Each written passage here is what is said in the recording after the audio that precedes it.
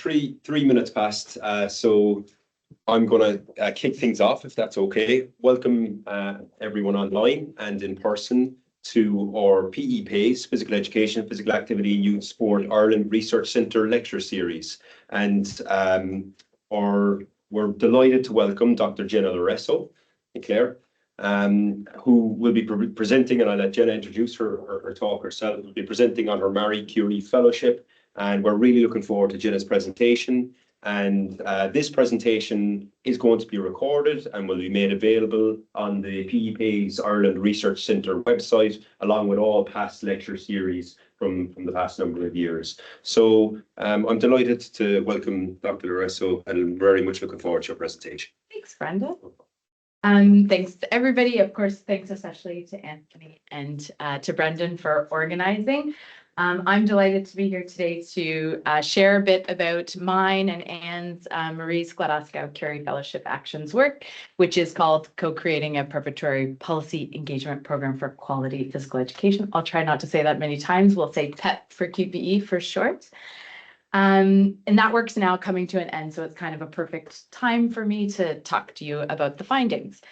I understand that the theme of the Pepays lecture series is on sustainability, given our recent UNESCO chair in sustainability. So I'm going to talk about the findings of the work through that lens, but that's not so difficult to do because the Marie Curie program asks you to engage with that agenda right from proposal or conceptualization phase. So I'm excited to share how Anne and I have envisioned contributing to sustainability through this work. I'm going to talk to you for about 30 minutes and you get a 5-minute video break in between, so not too long. Okay, so sustainability. Let's begin there. Oh, Brendan. Did I do it wrong? To be. They consider it to be a resolution to meet the needs of the future, to meet the needs of the present without compromising the future. So I'm going to return to this definition throughout, and at the end, I'm going to offer a little bit of my own reflection as the organizers asked me to do. So in that vein then, UNESCO has forwarded that when physical education is provided in a quality form, so that's an active, inclusive, student-centered, holistic educational program that's provided regularly, that it can offer, it can enable students to develop those essential physical, cognitive, and socio-emotional skills that they need to become healthy, active, and engaged citizens who UNESCO claim to form the basis of sustainable development, particularly in the area of Goal 3, good health and well-being, and Goal 4, quality physical education. So despite the recognized power of quality physical education, we do know that its potential is not being fully realized in schools and universities around the world. So UNESCO has cited a decline in the quality of physical education provision globally. And so what do they attribute to the reasons for this decline? Well, there are many, but they've identified policies and policy configurations, suboptimal policies and policy configurations as a key reason. And this is in their recent 2014 and 2024 global surveys. So why do they identify this as a key reason? Well, one reason being that policy influences virtually everything we do in physical education, and of course, everything we do in our lives, whether it's the curriculum content or teacher standards or instructional practices. These are all in some way connected to policy. So in response, a multi-year project and a suite of international policy documents were launched by UNESCO, by the European Commission, by the World Health Organization, and maybe 20 other contributing organizations. And in that work, they outlined the critical need to prioritize attention to and action on physical education policy in order to improve quality provision, in their view, to achieve sustainable development. So importantly for me in those documents, what I see is that they suggest that these policy efforts are the responsibility of all the physical education, all the professional physical education stakeholders. So not just policymakers, but people like teachers, teacher educators, professional association directors, professional development providers, education officers, and so on. So despite this evidenced need, however, policy neglect remains largely normative in our field of physical education. Like before, there's a number of reasons for this, but the fact that preparation for policy engagement is rarely offered in initial teacher education, in continuous professional development, and in postgraduate education, it's a key reason. So also we actually research on what that kind of policy preparation should look like hasn't even really been done in the broader field of public policy. So it's not just a physical education specific issue. But we do know from our other work that physical education professionals consider policy to be a great challenge in their practice, and they've asked for training on this, but they don't have it yet. So what are the consequences then of this kind of policy neglect? Recent studies suggest that the consequences could be serious. A study of expert opinion found them to argue that given threats to the status of physical education in many countries around the world, the continued status of physical education is at risk, and of course then its important contributions to students' well-being, and in this context, sustainability. So that brings us to the aim of the three-phase PEP for QPE project. Broadly, the aim is to address what we see to be a significant and urgent need to build physical education stakeholders' policy capacity, such that the quality of physical education provision can be enhanced, and then it's those important contributions to sustainable development achieved. So the project has three phases. The first was to identify what are then the key facilitators, barriers, and content in the development of physical education stakeholders' policy capacity. The second was to translate complicated policy process experiences in physical education into accessible and practical lessons.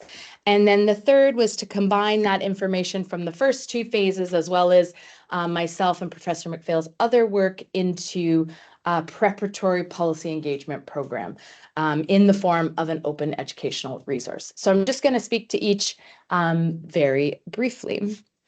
So the first then, how did we go about identifying what are the key factors in physical education stakeholders' policy capacity development? So we did this through an interview and survey Delphi. I'm going to speak to that in a minute. But who was involved? So we recruited 16 individuals that have a quite substantial history of engagement in physical education policy research or practice.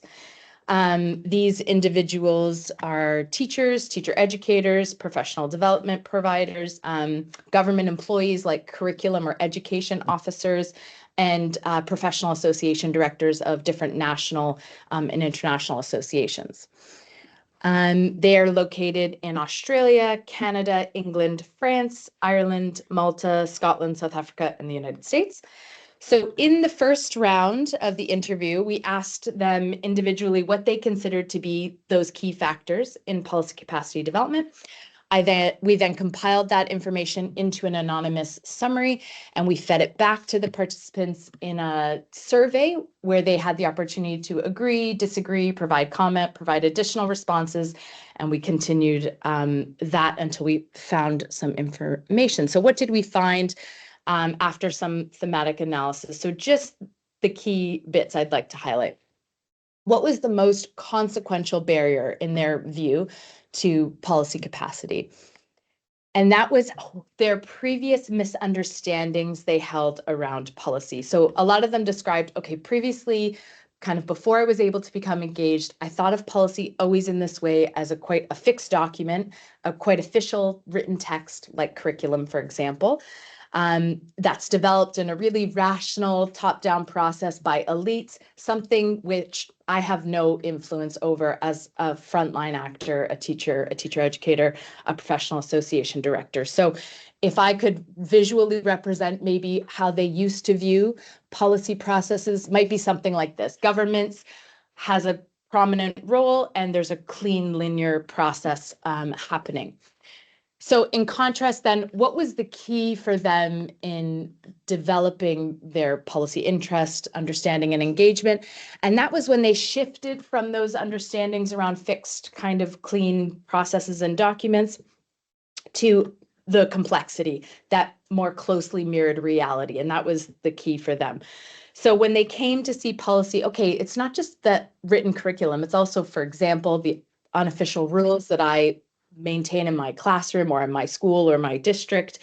Those can also be really influential in the reality of the process. There's also a number, when I look at it, there's also a number of different people that actually can really meaningfully influence how this happens in a number of different ways. So ultimately, they came to understand this much messier, much more unpredictable, and multi-directional process in nature, but it was meaningful to them because they could see the ways in which they influenced it.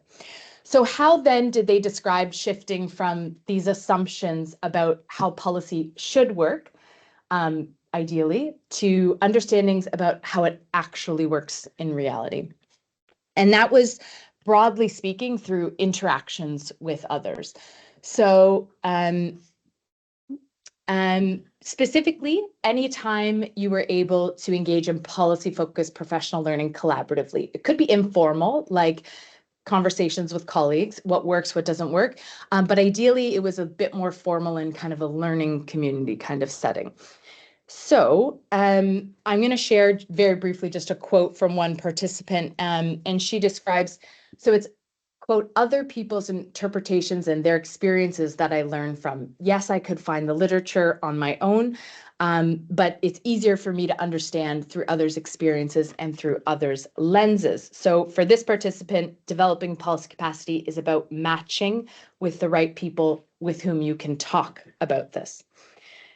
So we did discuss, though, when it's not possible to engage in policy-focused professional learning with someone else, the participants also described it can be meaningful to learn through others' experiences, through cases, through examples of others' experiences, specifically within physical education, because it wasn't quite interesting if you learn about, how someone did this in geography, for example. So I'm going to return to this idea about learning through people's experiences later in the presentation. But before I do, I just want to mention one last facilitator here. And participants really wanted to emphasize that we should try to include this type of learning in our higher education programs.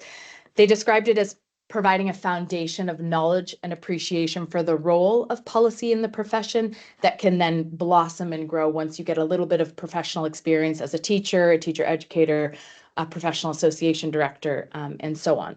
They were clear, though, that they're realistic. They understand we can't maybe add a whole course to a program where it doesn't exist, but we could and we should include it into existing courses by being intentional with our language, by sharing different policy stories, for example. So, and I think just a word in terms of sustainability, I think all of these things are quite realistic in the present and wouldn't compromise the future, and in fact would enhance. So phase two, thinking about translating physical education stakeholders' complicated policy processes, experiences into practical and accessible lessons for themselves and hopefully also for others, and doing that through collaborative professional learning. So you would have heard those factors are key from the first phase. So exactly how did we do this then? We drew on proposals from public policy researchers, as well as a number of pilot studies that Professor McPhail and I conducted leading up to the Marie Curie. And cumulatively, that work suggests that a really effective way to translate abstract policy concepts or difficult experiences into accessible lessons is to engage small multi-stakeholder groups in sustained reflexive dialogue on their policy experiences, where they work together to make sense of them through policy theory. And so kind of the existing work on this is very vague and anecdotal. So we've operationalized that into a protocol that we call the policy process case method. And so now, to give you a sense of the details and findings of this, I'm going to share a video that captures the findings of the pilot project of this work. It's very similar to the findings of the actual project, but the reason I want to show you that is because my participants and I developed this collaboratively, and you get to hear from them, and I think it's a little bit more meaningful than what I can offer just in a summary view. So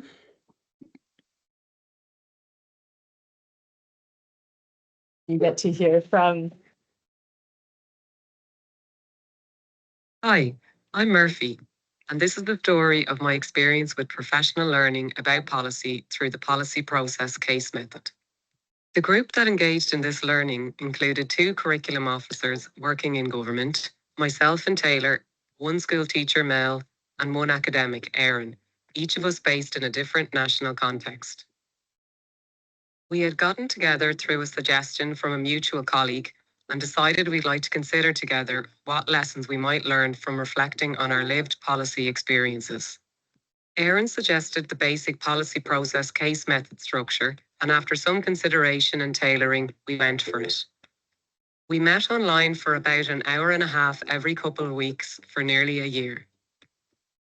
We began with each of the practitioners in our group identifying a policy problem of practice we were dealing with, and eventually wrote these into short cases.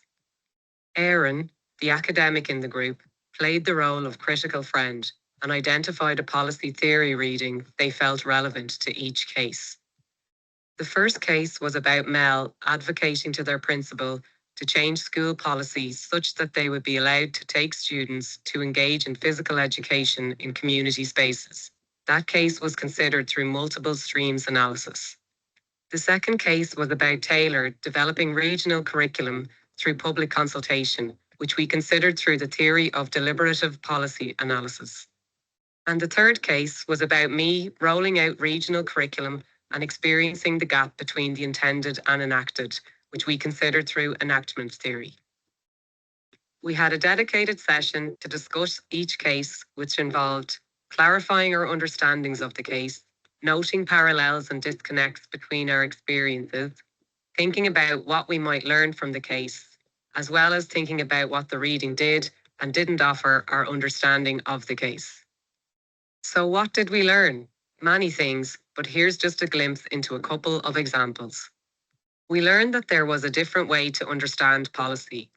We realized we had entered this experience with views of policy that were more text-based, ordered, rational, and top-down than we'd appreciated. Through this process, we were coming to an understanding of policy as much more processual, messier, unpredictable, and multi-directional. For example, Taylor talked about leaving school and university teaching to enter government to develop a new curriculum for their region, and experiencing tension between the straightforward process they'd expected of research, consultation, development, and implementation, and instead encountering an unclear and crowded process that left them feeling, quote, pulled in many directions, perceived or real, between the government I work for, the teachers in my region, the consultation groups I engaged, my own beliefs, the evidence based in the literature, and of course, the students who motivate me in the first place, end quote. We also learned about strategies to communicate more effectively within the policy process. A key takeaway for us was what we referred to as how small the strike zone is. That is, how small the overlap between your advocacy pitch and what your audience can receive. We noticed that when we looked across the various communication attempt stories in our group, the ones that had been successful were those that had distilled their nuanced message down to a key point, and in contrast, those that had tried to convince their audience with a million reasons fell flat. Take, for example, Mel, the teacher who was trying to convince their principal to change school policy to allow trips into the community for physical education. When they shared with us the pitch they delivered, it was immediately clear that it was too diffuse. The idea that they wanted to take students to the park was clear, but the rationales were just too multiple to be persuasive. From reading the theory, we realized it's just as much about making your message clear as it is about providing evidence. So now that you know a bit about the type of things we learned, you might be wondering, what was the experience engaging in the process like? Although time-consuming, we feel like the process of reflecting on our policy experiences with those from different spaces and in conversation with the literature, which was almost like a fifth group member for us, was just as valuable, if not more, than the product of specific lessons learned. Taylor put it well when they said, quote, "It's not about a list of lessons to follow or actions to take. If you were just given that without the opportunity to connect, dialogue, unpack literature, share experiences, look for connections of how it actually looks in practice, it's really meaningless," end quote. For example, through the process, we feel we developed language to be able to speak about and enhance what we were already doing with respect to policy. Aaron described this as going from searching for something in a dark room to turning the lights on. Once you have some language around this kind of thing, you can turn to bodies of literature because you know what the thing you're looking for is called. You feel more comfortable and confident in policy spaces because you can talk the talk, and we were already walking the walk. We really felt we wouldn't have developed this language and ultimately this confidence without being in this kind of process. So, to wrap up, what is the key thing we learned from this policy-focused professional learning experience that we wished we would have engaged in it earlier? Thanks to Claire for that Irish accent, which I think is appropriate. Pepays Ireland. Thank you, Claire. Something I can't offer. So just a note then in terms of sustainable development about that. So I think what's really key in terms of sustainability is the process. So as Murphy said, if you just get the tips, you don't develop that language, that skill set, and that confidence to continue to engage in the future. So sure, tips may or may not help you in the present, but certainly it's not very sustainable for the future. So if we're thinking about our aim in terms of developing physical education stakeholders' policy capacity, it's not enough just to give them tips that might help them right now. They need to we need to engage them in those processes so that they develop that skill set so that they can engage in this work on their own. So if you have a sense now of phase 2, we can talk about phase 3. So that was pulling together the information from phase 1 and phase 2 and a number of our other side projects into the PEP for QPE, that Preparatory Policy Engagement Program. And that's in the form of an open educational resource. So it's evidence-based, as we mentioned, based on a number of different international contexts, so could be relevant to a number of national contexts. Professional learning resource that can be used freely by anyone at any time. So what does it look like? It's available as an ebook, specifically a press book, if anyone's really familiar with those formats. It's available in English, French, Spanish, Arabic, and Mandarin, and it takes approximately 1 hour to review. So what's inside? It's structured according to the following practical questions. So what is policy? Why does it matter? How can I better engage with the policy process? What does it mean to be prepared to engage intentionally with policy? How can I enhance my policy preparedness? And what are my next policy steps? So although, as we've said, it's based on research, we have tried to make it easily accessible and engaging. So it's presented primarily through 10 short videos of 3 to 5 minutes. The one I showed you was the longest. Sorry about that. And infographics, and they showcase the perspectives of real physical education stakeholders, just pseudonymized to protect their confidentiality. So just as an example, if we're talking about that first question, what is policy? Why does it matter? We start with 3 stories of a teacher educator, a government officer. So micro, meso, macro kind of scales. And then we move into some infographic explanation around that. We also offer some practical lessons that we learned with participants through the policy process case method. We also present that in story kind of format so that hopefully it's more engaging. And we also give some guidance on how they can continue to enhance their policy capacity beyond the resource. So whether that's facilitating their own policy process case method. So the video I showed you would be one piece of that, but there's a suite of tools there. And we also have a notes document, so you can kind of guides you to pay attention to certain things through the resource. So you can do that at the beginning, or at the end, you can use it to test your knowledge. There's also a personal policy engagement plan that's based on all the theory to help you think about, okay, what's the policy problem I am dealing with or I want to deal with, and how can I plan about how to deal with this? So these are just screenshots of the first pages of those documents. So this is the QR code if you want to access it, or the link. What I want to talk about now is the license. So it's licensed CC by NC. So that's Creative Commons, by meaning you have to provide attribution to who authored it, who it's by, and NC meaning non-commercial. So the idea behind this license is that you don't just have open access to it, you can also freely remix, revise, and redistribute the resource, as long as you provide attribution to the authors, and it's for non-commercial purposes. So our point is very clear. We do not want anyone to pay for anything that comes out of this resource. So as part of the third and final phase of the Marie Curie, we also conducted a study, a case study of our experience developing the resource. And we did that for a few reasons. If you look at the open educational, my background as a teacher, if you look at the open educational literature, many academics report wanting to develop open educational resources because, for many reasons, they want to save their learners money, for example. They want to make teaching and learning more sustainable by making learning products openly available. But the vast majority of academics do not make their resources openly available. And why is that? So the main finding in the literature is that they just quite simply feel they don't practically know how to do that on a practical level. And that was certainly my experience. In Canada, open educational resources, where I'm from, it's a big push. I was a teacher, so I wanted to do those kinds of things, but I just quite simply felt that was just a technological hurdle I wasn't prepared to engage with. You saw me with the clicker. So we decided to study that, and I won't present the results of that. You can see some of the key findings here at this QR code, which will take you to a YouTube presentation that we offered at the Open Education Conference. And it just often offers lessons learned for people who are new. It's 10 minutes, it's quite fast, who are new to this. I just want to highlight a comment around sustainability. So from our perspective, our reflection is that yeah, she's got the QR. Okay, it works.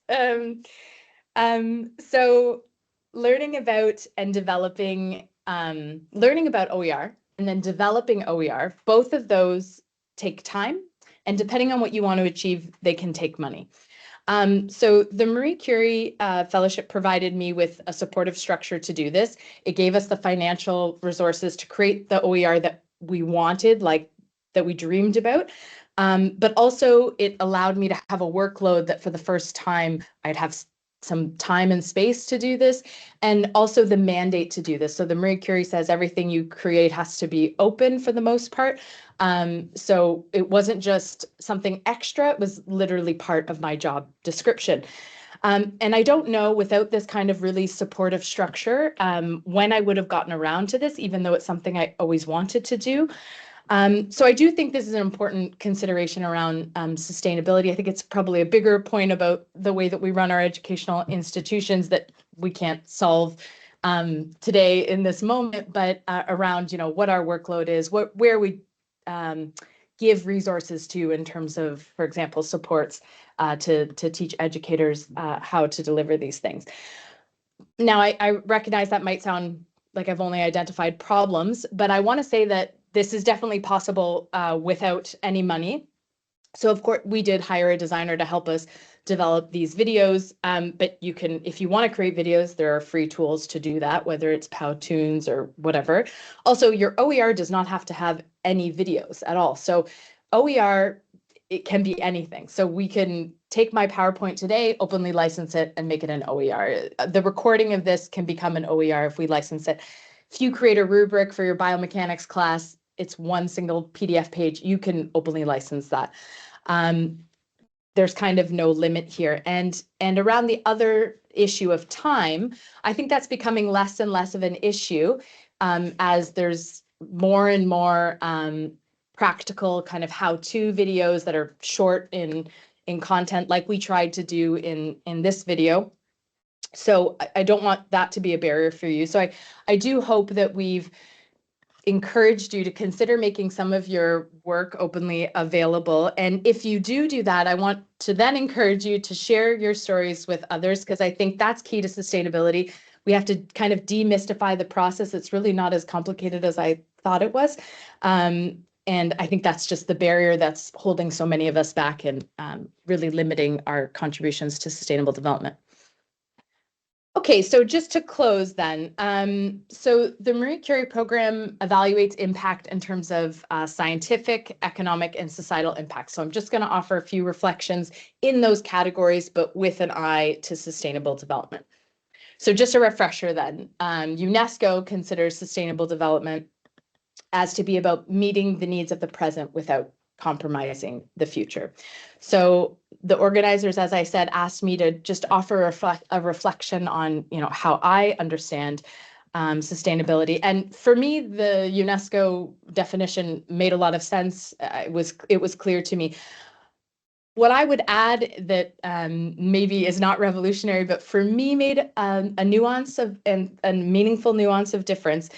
It's the vice versa. So I think it's not just about, meeting the needs of the future, meeting the needs of the present without compromising the future. It's also about thinking about the future without getting lost in the present. We can't kind of let the needs of today go by. And then beyond, the word compromise doesn't quite work for me.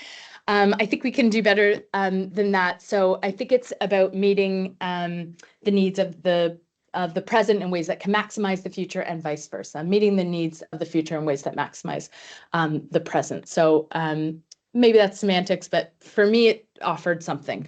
And perhaps it might for you too. So regarding the impacts then, our final slide, I promise. So I'm going to breeze over a couple because I want to get to the ones that connect, I think, to sustainable development. So yes, sure, in this work, we worked scientifically to advance the state of the art by contributing to those gaps in the literature around policy capacity development and around the capturing of physical education policy stories. Yes, we contributed to kind of a novel field of applied policy process research, so taking together interpretive and mainstream policy process research together. But the ones that I think are valuable in terms of sustainable development are around the considerable amount of citizen science that we engaged in this work. So just as a refresher, then in phase 1, we had co-design where we had our participants tell us what they wanted in a resource. In phase 2, we had co-development where some of the participants worked with us primarily through the policy process case method to develop some of the content for the resource. And then in phase 3, we had co-evaluation. I didn't speak to this, but in the case study, the participants also evaluated the OER before we made it public, and we made revisions based on their feedback as well. So the idea here, the EU feels that citizen science can really boost the research, innovation, and capacity of the individuals or the participating individuals involved. So that's the potential there. Also, we launched the fellowship saw the launch then of the new method that can be applied to policy matters in any discipline. It's not specific to physical education. And because it has that translational research mechanism where it captures the stories and the lessons learned that can then be shared, we can help to enhance knowledge transfer in that way. And importantly, probably more important than that, the byproduct of engaging in the method we saw around development of skills and confidence and language, that for us was the most exciting. So regarding potential economic impacts, well, the UNESCO has big dreams, or UNESCO has big dreams around, what quality physical education can offer. So they suggest that if we can enhance physical education professionals' policy capacity, that they can then go ahead and offer better quality physical education. And that quality physical education, they and the WHO suggest is a low-cost, high-impact action, which they consider could offer in the region of 2,500 euros of healthcare cost savings per person per year. So, I mean, that would be fantastic if in some way this work can contribute to that quite long and indirect chain. But for me, in terms of sustainability, the fellowship's publication of that product as an open product is the exciting piece. Because it means there's no cost on the learner. So we know, for example, university textbooks can cost you, 200 to 400 euros. And was shocking to me as we were looking into this is if you want to go on a professional policy training course for like executives, for anyone at our level, that's on average 6,000 euros per person. So it's quite expensive. So if we can contribute in that way, that's fantastic. So last but certainly not least, I think as physical educators, we're more interested in this department, the societal impacts. So if we can contribute to physical education stakeholders' policy capacity, we can benefit their daily working life, because if they identify policy as one of the great challenges facing their practice, if we can kind of reduce the policy burden and allow them to get on with doing the things that they do best, we can hopefully allow them to contribute to that sustainable development that UNESCO talks about. So just as a personal reflection then, I think I've always thought that I thought about sustainable development when I was thinking about my research, but I think because the Marie Curie asks you to do so in such an explicit way, myself and Anne were really pushed to think differently about how we not only design and conduct our work, but also how we share our work. So it actually really pushed us in really meaningful ways, I think. So I just would consider, if anyone's encouraged, if anyone's considering applying as a fellow or as a supervisor, that both Anne and I would really recommend it. So on that note then, if you have any questions for me about the fellowship program, about the work, either today or in the future, myself and Anne would be happy to come back to you on those things. But we just want to say also a big thank you. There's a number of people, of course, our participants that contributed to this. So you heard, but there's a number of people in the department that really contributed to this, and we're in Pepays today. So whether it's, Claire and Kevin who helped to voice some of the videos, or Brendan and Anthony for asking us to speak, or Catherine and Elaine who let me present early on in the school-based research forum so we could get advice. Carmen and Marina and Freya offered us translation advice. Kind of the list goes on. I can't name them all. The different research staff helped me around Twitter. I guess the theme of my technology expertise is coming into play here. But yeah, we're just very grateful for everyone's contributions. And we thank you so much for today in general.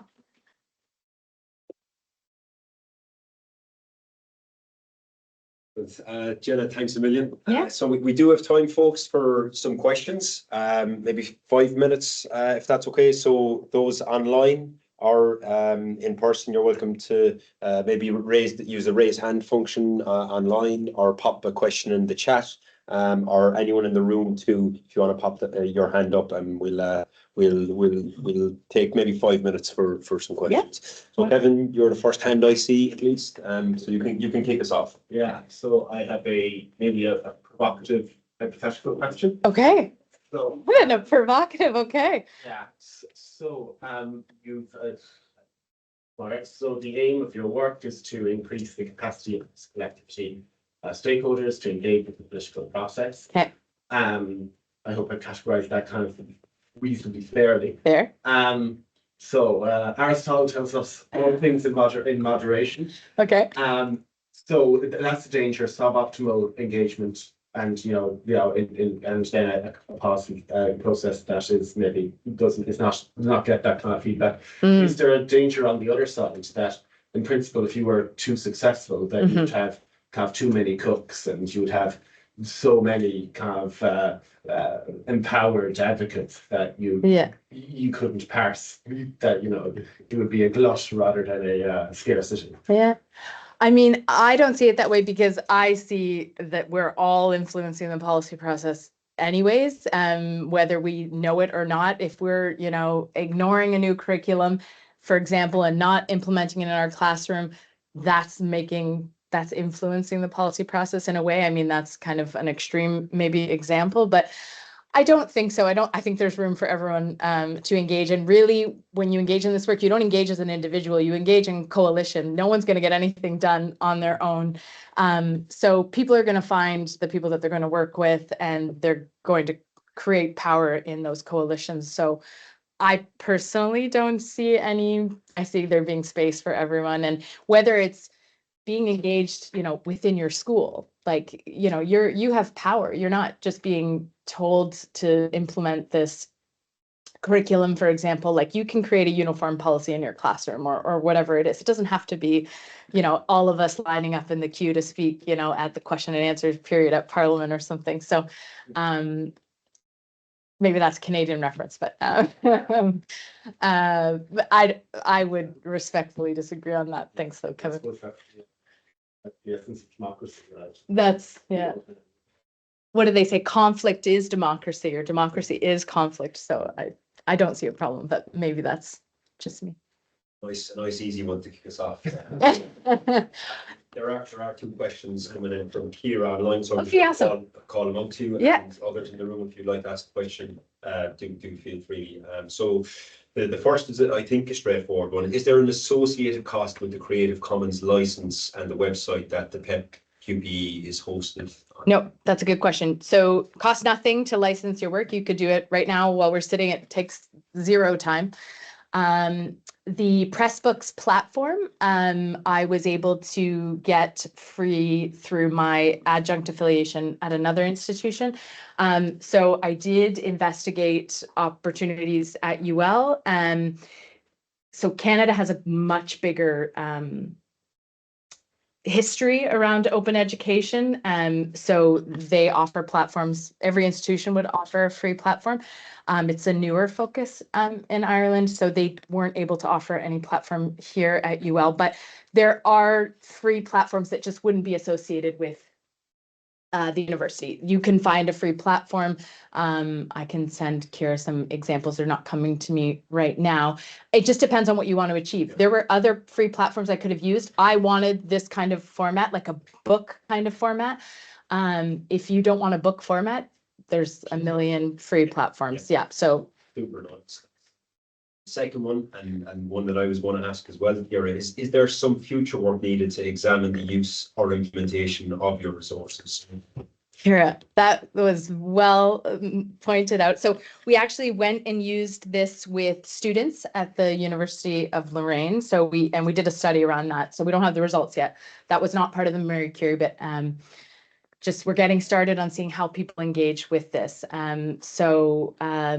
I mean, anecdotally, I can comment on how the students are engaging with it, but we need to have other individuals engage with it as well. It's not enough, I think, just to see how students are doing it. So it's happening, but I don't have much to share with you at this point, other than to say it's been evaluated, and those results are part of the Marie Curie. So we have that feedback, but we don't have totally independent individuals engaging from beginning to end. Very good. Thank you, Kira. Anyone else in the room, folks, with a question for Jenna? Claire was the next hand up, and then Exactly. Yeah, thanks a million. It's fantastic to see all the work that you've done with must be so massive congratulations. And no, I was just wondering, you were talking about the type of policy work that's done in higher ed, but isn't done. Like, can you give examples of what, like, did you find out, like, what is being done in higher ed, and then what advice, like, what do you see? Give us an example of how we could probably bring that in. I just want to be sure I understand what you mean. So all the way at the beginning, when you say, for example, people aren't engaging. Yeah.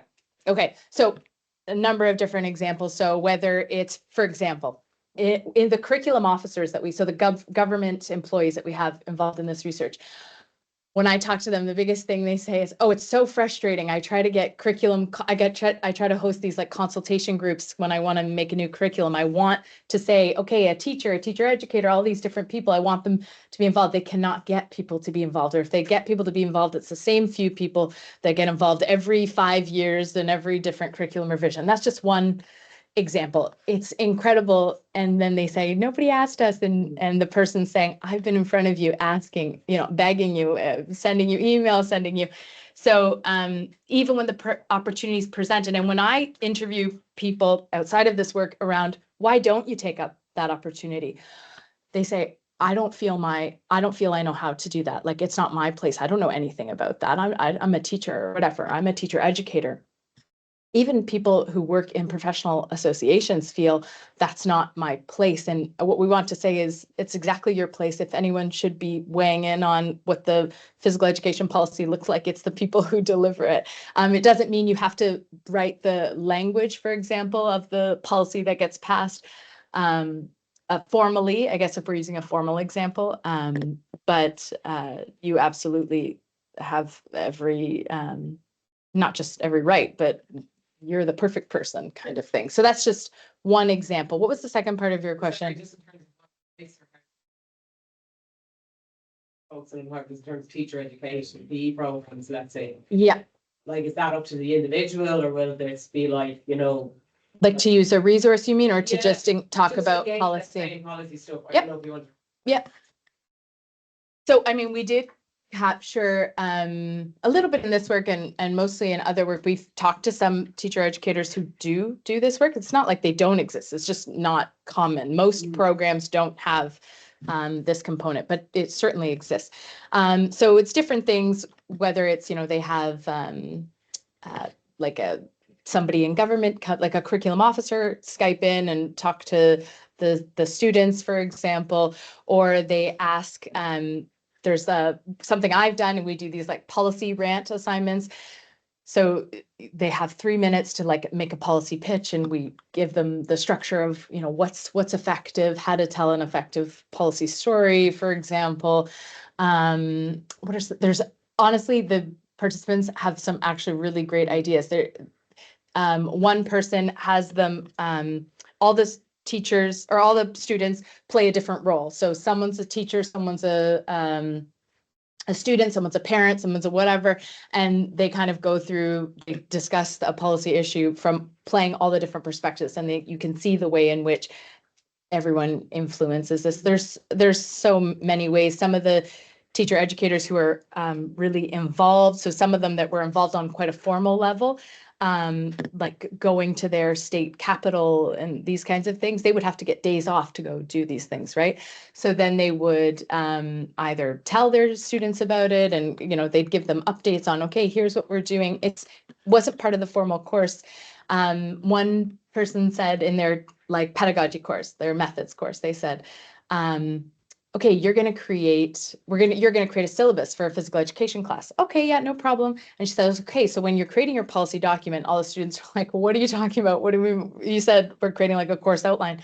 And she says, well, your course outline is a policy for that class, right? So it's just being intentional with your language and helping them to see the ways in which they articulate with that.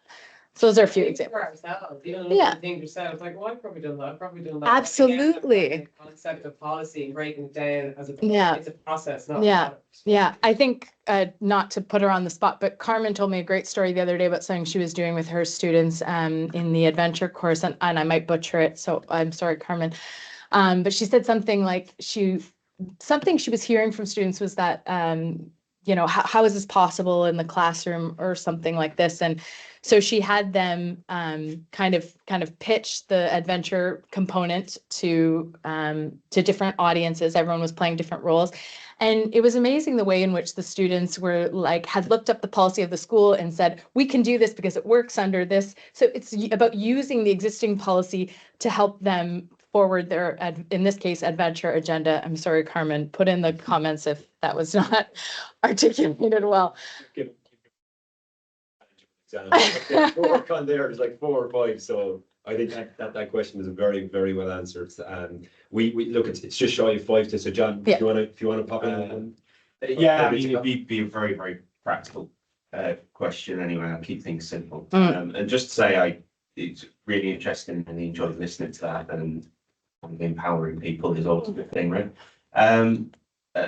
Just from a practical point of view, and I think the time thing is interesting because it kind of becomes a virtuous cycle where if there are more open resources, then you'll actually save time. So if people can create the time to create the resources, they'll actually have more time in the end and so on. But then we would have this situation where there's tons of open resources. So how would I know where to go to most efficiently find like the best ones? Where hosts that? Is it sort of is it a professional body, an association, a group of people? So it doesn't become just a ton of people on social media saying do this, and you think, oh, I don't know, you know, how do you find the diamonds In the rough. a load of rough? Yeah. No, it's an excellent question. So I was like opened up to a whole new world that I didn't know about, but it's actually really, the world's not that complicated. So enter it, everyone. So when I entered it, I realized, okay, there's like one of the main repositories is OER Commons. And so, for example, we've submitted our resource to OER Commons, and it gets evaluated before it goes up. Also, people can leave comments, so you can see like essentially user reviews. There's also a ton of, so I talked today about developing open educational resources, but there's just as much information out there about evaluating them and seeing and revising them, remixing them, how to incorporate them into your classroom. So what I would love to see in terms of sustainability is not just development is kind of something you can do if you have time, and maybe you're a little bit more of an experienced teacher because you're not just surviving in your teaching. But evaluating is really key. So what we do have a lot of students do is, I think most PE classes do this, go find a resource, tell me about it. Tell me what works and doesn't work about it. So there are these repositories, recognized repositories, and there's not that many. So once you develop a resource, you license it, you pop it up there, it's evaluated, and there's some good. The open education, they're working hard for us out there, so we can trust them. Super. Listen, folks, it's just 3 minutes to the hour, and I know some people have commitments at 11, so I'm gonna wrap up quickly here by saying, Jenna, thank you very, very much on behalf of the Pepays Ireland Research Centre. Brilliant presentation. The slides will be shared along with the lecture online on the Pepays website. Thanks a million to everyone for taking time out of your day to be with us, and obviously our online crew as well. Thank you very much for joining, and Anthony, of course, who's the Pepays Ireland administrator in organising the whole thing. So thank you all, and we'll wrap up with that. Thanks, Brendan.